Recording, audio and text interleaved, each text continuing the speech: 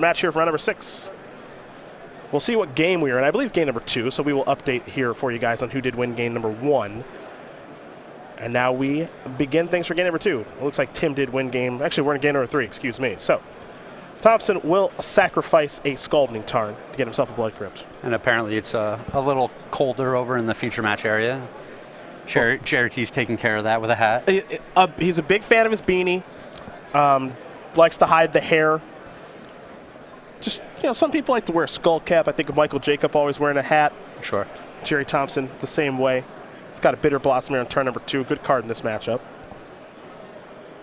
I'm not much of a hat wearer. Okay. When I play Magic, it's kind of uncomfortable. You gave Matthias the hat that he wears all the time, right? No, Matthias, those are his own hats. He's got a collection of hats. I thought that was a gift from you. No, that's who would tell you that? No. It just seemed like... If Matthias would like me to get him a hat, I'm more than happy to. Okay. But that man takes his hat collection very seriously. I would think so. He has hats from different countries. I know that because he gets them on his Pro Tour stops. So, yeah, it's just... The hat game is all him, man. I would look horrible in those hats. That hat is for a special type of person. I have a very big head, so I don't wear hats very much. That's all. Very, very passionate about hats. All right. Here's an Inquisition of Kozilek. I'll try not to make fun of the size of your head. Look, if that's where you want to draw the line here, just go after this. Go after this thing that I have no control over. Then, by all means, fire away. Everything else is in play, but not the head. Snapcaster Mage among the cards here in Tim's hand. Looks like there's a Counter Squall over there as well. We'll see what Thompson does want to select here with this Inquisition. As he did make a Bitter Blossom token to start his turn. That's why he's down to 18 already. And people might think I'm making fun of Gerry T. I'm actually a big Gerry T fan. You guys used to live together. I lived with him for a while. Little known fact. Yep. Former roommates, Craig Krempels, Gerry Thompson. Lightning Bolt's going to hit the graveyard. In Indianapolis House of Magic players. Oof, it was something. It was the middle 2000s. A great time to be alive. See, the stories from that house, we call that SCG After Dark. A lot of them are a little racier. Yeah, so if FCG After Dark ever becomes a program, got a lot of stories you can tell. A lot. About the Indiana Magic House. A lot. A lot of Grand Prix champions in that house. A lot of trophies in that house. Oh, yeah. Yeah, a lot of lifetime pro points there. Michael Crum. Yep. Gabriel Walls. Nick Little. Who am I? Nate? Why can't I think of Nate's last name? It's not Nate Price, is it? It is. Yeah, Nate Price. Works for Wizards of the Coast. Yep. Does coverage for them. Yeah. A great house. Here's a Tassiger. That's going to resolve very quickly as we head back Thompson's way. He'll make another fairy token, draw a card. One thing that Tim Ealey has here is only 2 land, unfortunately for him. We'll see if this Bitter Blossom token is going to come in the red zone or not. Yeah, it looks like Gerry T's got a Terminate in his hand, so he already has an answer for the Tasker.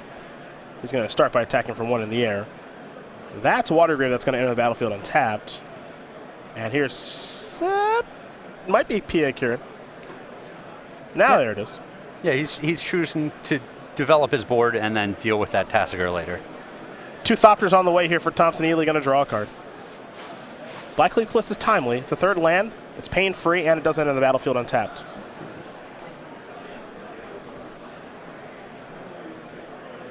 Oh, man. I got more. Yeah, how's our set coming together? I got more Blood Diamond tweets. All right. Yes.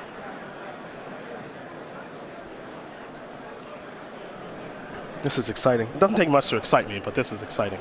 Tasker got chump blocked by a fairy token. Thompson with a Counter Squall in hand, Terminate Snapcaster Mage. Hand looks pretty good here for Gerry. He's going to come into the red zone here with Pia and Kieran, a couple Thopters, and a fairy token. Yeah, right now it looks like he's well in control of the game. Looks like we might have a Snapcaster Mage here, and we do. See if this is going to resolve. Thompson's life total a little bit lower than the opponent's right now, simply because of Bitter Blossom, along with some Ravnica Shock lands. Yep.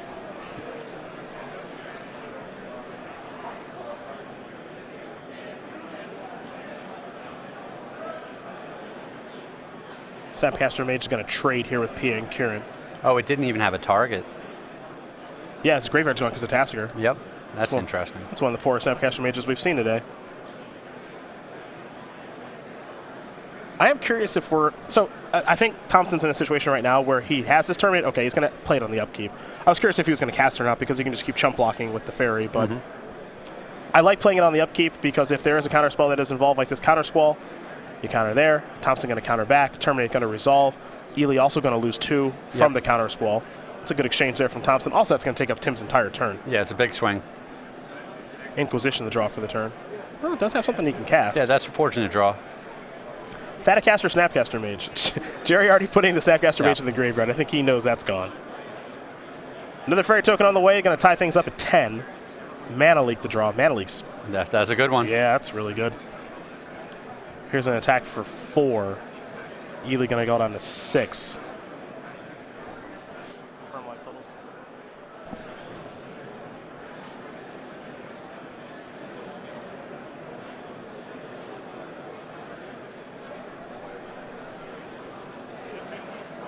Don't think Tim found the next land here, unfortunately. Looks like he might have a Jace to play. Yep.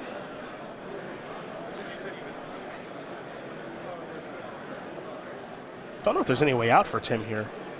It's tough. Those redundant fairies are just going to get the job done. Do you play Bitter Blossom in your builds of Grixis Control? Absolutely. Yeah. Are you surprised it hasn't seen, I guess, more of an impact since it got unbanned? It's a really powerful card.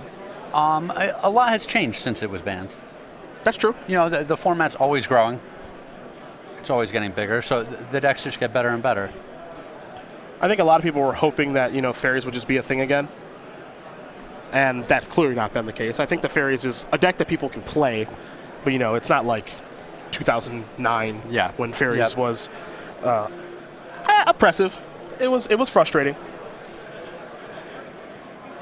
But you look at what you can do for 2 mana, and you know now you get Jace, you get Tarmogoyf, you can get Tassigers for super cheap. All of these might just be better options than Bitter Blossom. Sure. A Jace activation, no help there for Tim, and he will concede the game. Gerry Thompson going to win this match here over Tim Ealey. 2-1. Grixis Control going to take care of Grixis Twin, and for Thompson, he is 6-0 here this weekend. Came into the weekend with, I believe, just 1 bye, but making the most of it with Grixis Control, a deck that he's been pretty passionate about in this format.